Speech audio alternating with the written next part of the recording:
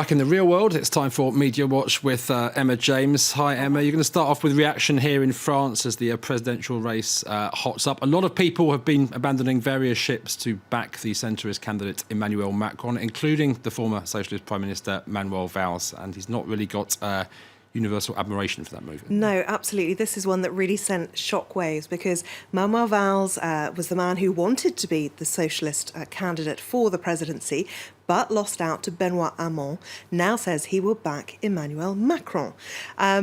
There is a lot of sympathy out there for the spurned socialist, Benoît Hamon. Lots of cartoonists coming up with images like this one. Hamon, poor lonesome candidat, poor lonesome candidate, as opposed to the poor lonesome cowboy. Here we've got Hamon denounces those who put a knife in someone's back, and they've got Manuel Valls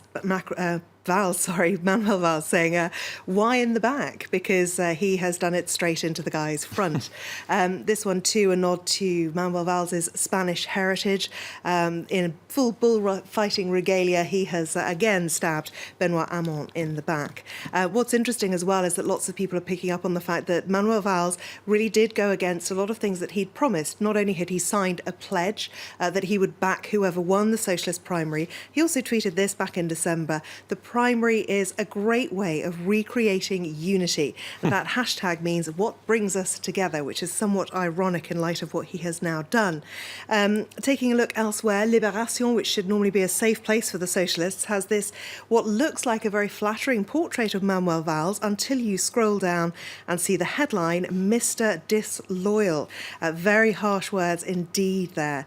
Now, there are plenty of indications out there that Valls' endorsement of Emmanuel Macron could be something of a poisoned chalice. The ties, of course, Emmanuel Macron was the economy minister under François Hollande, left the government, then launched his own political movement, and he is really trying to leave that all behind and make himself look like a very different prospect. And here you've got Manuel Valls saying, I'm going to vote Macron, and they're driving off in the En Marche bus as quickly as they possibly can.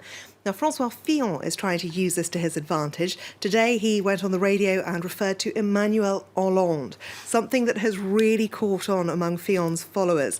It's something that's trending online today, the hashtag Emmanuel Hollande. This person says we need a true alternative with Fillon, not what is basically a ministerial reshuffle with Emmanuel Hollande. And there is the image, the two men melded together to create something that is going to be difficult to shift from people's mind. Even at the bottom, they've used a version of François Hollande's le changement est maintenant was his old slogan when he was standing. The change is now, and we've got the change is not now for Emmanuel Macron. Final word on this one, the state of the French left. Well, it's not looking too good. This cartoonist says that Jean-Luc Mélenchon, the very left-wing candidate, and Benoît Hamon finally find something to agree on. It is knackered, I suppose, is the most polite way to say it. If you're going to use that word in French company, yes, it's not terribly polite, it has to be said. Yeah, and that leaves, of course, Benoît Hamon, the official socialist candidate there, kind of squeezed between Jean-Luc Mélenchon and Emmanuel Macron. Normally, sort of, inter-party or intra-party backstabbing here in France wouldn't be international news, but people are very interested in this election. Yes, absolutely. It is getting worldwide attention. The Atlantic, which is a US website, has this image of Benoît Hamon, not someone that they've been talking about all that much, but they talk about the utopian candidate. And they wonder whether this might actually help him in some way, because he's jettisoning the support of those towards the centre of the party. And as you say, Jean-Luc Mélenchon further over on the left. Also used to be a socialist, though. Yes, and seen as considerably more radical, and I think it's fair to say more charismatic. He's taking a lot of the support away from Benoît Hamon too, and losing somebody like Valls might not actually damage him as much as you might think. Of course, the other big reason why everyone around the world is talking about this, they all want to know if Marine Le Pen and her National Front Party could pull off the unthinkable. The Politico's European site has this article, How Marine Le Pen Could Win, and they've spoken to a French scientist, Serge Gallon, who actually predicted Donald Trump's win, one of the very few people to do that. And he says what everyone always forgets is the abstention rate affects so much. Many of those people who say they will vote for anyone to stop Marine Le Pen might not bother to go to the polls. And finally, some controversy in the south of France. Yes, absolutely. The Cannes Film Festival is nearly 2 months away, but it's already managed to stir up some controversy. The new poster has been revealed, and as the Hollywood Reporter says, was Claudia Cardinale retouched? There it is, the poster. It's a doctored version of a 1950s photograph of the Italian star dancing on the rooftops in Rome, but it wasn't glamorous enough for Cannes. People tweeting things like this: why the need to alter Claudia Cardinale's body so dramatically for the official poster? And you get a glimpse of what the original looks like there.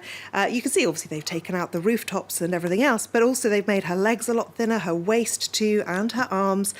People making comments like this on Twitter, appalled that they felt the need to slim this 1959 photograph of the magnificent Claudia Cardinale, both insulting and unnecessary. And this Twitter user says, Photoshop Claudia, that's like defacing the Queen. And it is ridiculous. The fact that anyone feels the need to retouch someone as beautiful. Le Monde is outraged too.